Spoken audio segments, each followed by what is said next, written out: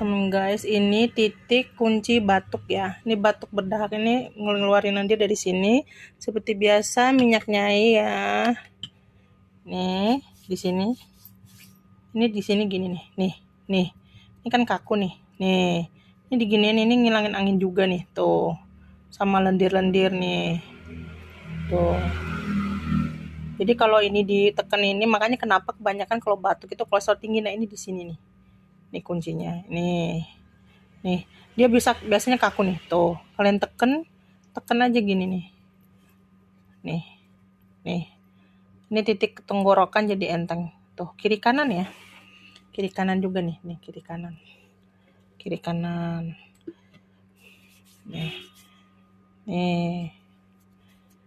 Nih.